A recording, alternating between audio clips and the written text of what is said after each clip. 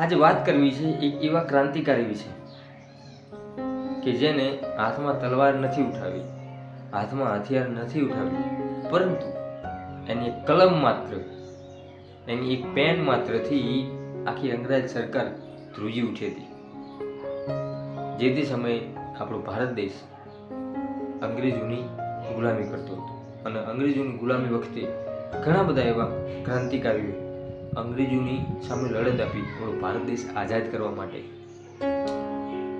એમાંના એક ક્રાંતિવીર, એમાંના એક ક્રાંતિકારી કે જેમને અંગ્રેજો સામે તલવાર ન ઉઠાવી, પરંતુ એમને માત્ર ને માત્ર એમની કલમથી, એમના શબ્દોથી અંગ્રેજોના પાયા ધ્રુજાવી દીધા હતા.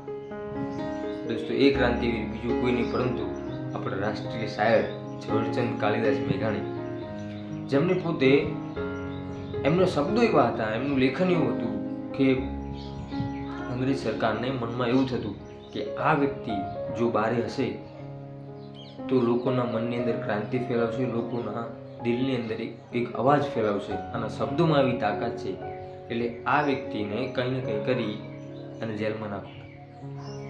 એટલે ઝવેરચંદ મેઘાણીને કોઈ પણ એવા કેસમાં ફસાવી અને અંગ્રેજ સરકાર એમને જેલમાં પૂરી દે છે, એમને કેદવાસ આપે છે, કારાવાસ આપે છે. પરંતુ ઝવેરચંદ મેઘાણી ત્યાં પણ થાક્યા નહીં. એમનું શરીર કેદમાં હતું, પરંતુ એમના વિચારો ક્યાં કેદમાં હતા? એમની પાસે કલમ હતી, એમની પાસે એમના વિચારો ખુલ્લા હતા. એમને જેલમાંથી પણ લખવાનું શરૂ કર્યું, જેલમાં પણ ક્રાંતિ ફેલાવી અને જેલમાં પણ એમના વિચારો રોકાયા નહીં, છતાંય એમને લખવાનું ચાલુ રાખ્યું. આજે આપણે ઝવેરચંદ મેઘાણીને ખૂબ પ્રેમથી યાદ કરીએ છીએ. આજે ઝવેરચંદ મેઘાણી આપણી વચ્ચે છે, એમના શબ્દો આપણી વચ્ચે છે, એમનું લખેલું, એમનો જે કાર્યકાળ છે એ આપણી વચ્ચે હંમેશા જીવંત છે. કારણ કે એ એવા વ્યક્તિ હતા જેમને તલવાર નથી ઉઠાવી, પરંતુ માત્ર ને માત્ર એમની કલમના પાવરથી, માત્ર ને માત્ર એમના શબ્દના પાવરથી ક્રાંતિ ફેલાવી હતી. એ હંમેશા એવું કહેતા કે અંગ્રેજ સરકારે મારું દેહ છે, મારું શરીર છે, એને કેદમાં નાખ્યું છે, મારા વિચારો આજે પણ મુક્ત છે.